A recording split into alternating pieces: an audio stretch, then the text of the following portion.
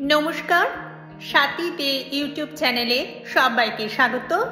আজকের ভিডিও স্বচ্ছতা পাখওয়াদা অভিযান নিয়ে সংক্ষিপ্ত বক্তব্য।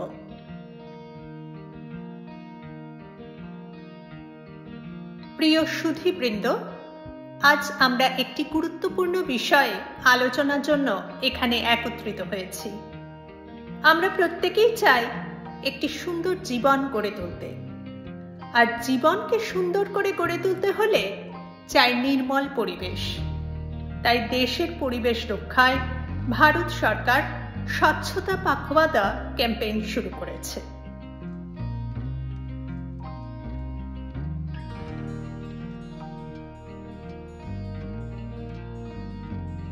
ভারত সরকার দেশে পরিচ্ছন্নতা ও স্বাস্থ্যবিধি প্রচারের জন্য এটি চালু করেছে। এটি স্বচ্ছ ভারত মিশনের অধীনে শুরু হয়েছিল, যাতে মানুষ তার চারপাশ পরিষ্কার রাখতে অংশগ্রহণ করে এবং একে অপরকে এই বিষয়ে উৎসাহিত করে।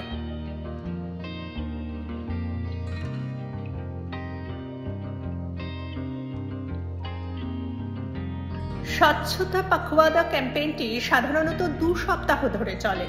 সেই সময় স্কুল, অফিস এবং পাবলিক প্লেসে বিভিন্ন কার্যক্রম সংগঠিত হয়।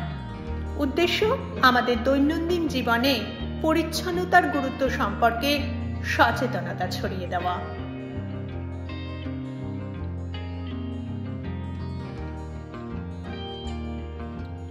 এই সময় মানুষ রাস্তাঘাট, পার্ক, নদী পরিষ্কার করে, গাছ লাগায় এবং প্লাস্টিক ব্যবহার বন্ধ করে। স্কুলে ছাত্রদের জন্য নানাবিধ কর্মসূচি যেমন চারা গাছ রোপণ, প্রবন্ধ রচনা, চিত্রাঙ্কন এবং বক্তৃতা প্রতিযোগিতার আয়োজন করা হয়।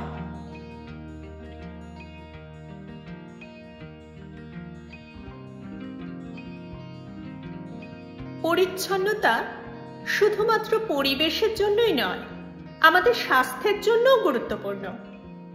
একটি পরিষ্কার জায়গা রোগের বিস্তার কমায় এবং জীবনকে আরো আরামদায়ক করে তোলে। স্বচ্ছতা পাখওয়াদা আমাদের মনে করিয়ে দেয় যে পরিচ্ছন্নতা প্রত্যেকের দায়িত্ব। এটা শুধু পরিচ্ছন্নতা কর্মী বা সরকারের কাজ নয়, প্রত্যেক নাগরিকেরও কাজ।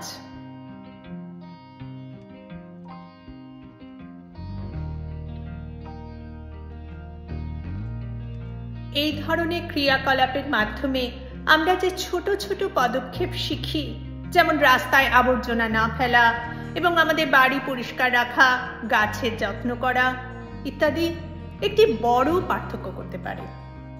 স্বচ্ছতা পাখওয়াদার চূড়ান্ত লক্ষ্য হল একটি পরিষ্কার এবং স্বাস্থ্যকর ভারত তৈরি করা।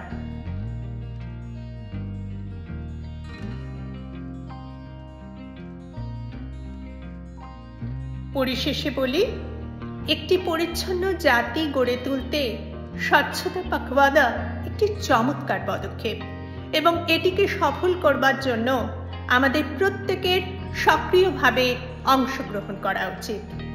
ধন্যবাদ।